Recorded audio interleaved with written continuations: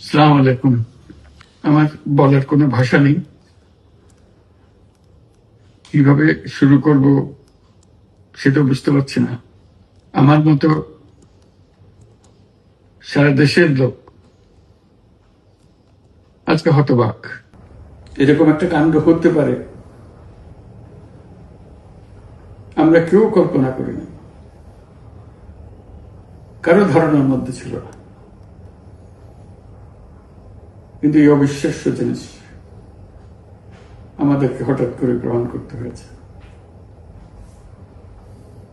Milestone school and কলেজের যে দুর্ঘটনা, প্রশিক্ষণ বিমান বিধ্বস্ত হয়ে এই কচি শিশুদের উপরে ঝাঁপিয়ে পড়ল, মরল। মা বাপদের আমরা কি জবাব দেব? কি বলবো তাদেরকে? আমরা নিজেদেরকে তো জবাব দিতে পারছি না। অজানা শিশুদের মুখ সবার চোখে ভেসে উঠছে। সারা জাতি হতভম্ব, বাক্রুদ্ধ,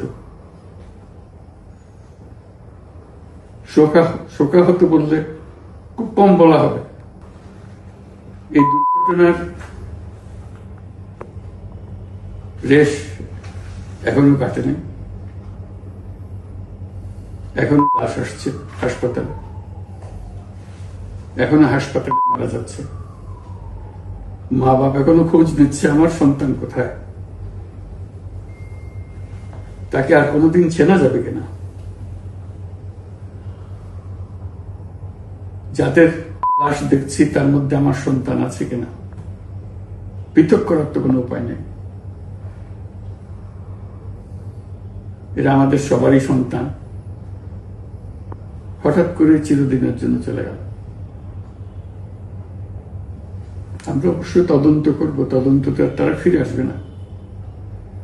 আমরা চিকিৎসার ব্যবস্থা করছি, সবাই ঝাঁপিয়ে পড়েছে। সকল হাসপাতাল, সকল মানুষ ছুটে আসছে।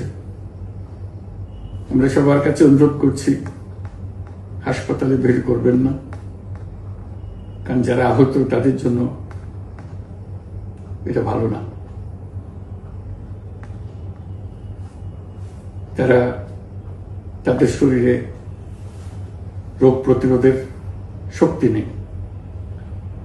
আমরা ভিড়ে থাকলে আমাদের শরীর থেকে কি রোগ তাদের মধ্যে ছড়িয়ে পড়বে তা বলা মুশকিল। কাজে দূরে থেকে দোয়া করেন সবাই। আমরা বাবা মা আত্মীয় স্বজন সবার কাছে আমাদের সহানুভূতি জানাচ্ছি। বাংলাদেশের যত সন্তান আছে সবাই আপনাদের সন্তান। আমরা নিজেদের মনকে সান্ত্বনা দেওয়ার চেষ্টা করুন। আমরা সবাই নিজেদের মনে সান্ত্বনা দিচ্ছি, কিন্তু আপনাদের সান্ত্বনা বিরাট ব্যাপার। আমরা সবাই আপনাদের সঙ্গে আছি, জাতির সমস্ত লোক আপনাদের সঙ্গে আছে। আমরা তাদের জন্য শোক দিবস ঘোষণা করেছি। আগামীকাল শোক দিবস, আমরা সবাই মিলে তাদের কথা স্মরণ করব, তাদের আত্মার শান্তি কামনা করব। আজকে থেকে সবাই তাদের আত্মার জন্য, তাদের রুহের জন্য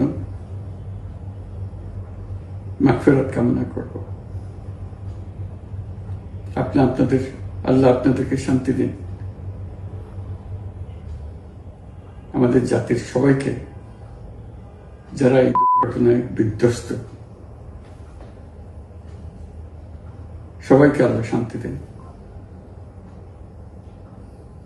তাদের জন্য দেশবাসী সবাই আমরা দোয়া করছি। আল্লাহ এই শিশুদের জান্নাতবাসী করে। খুদা হাফেজ।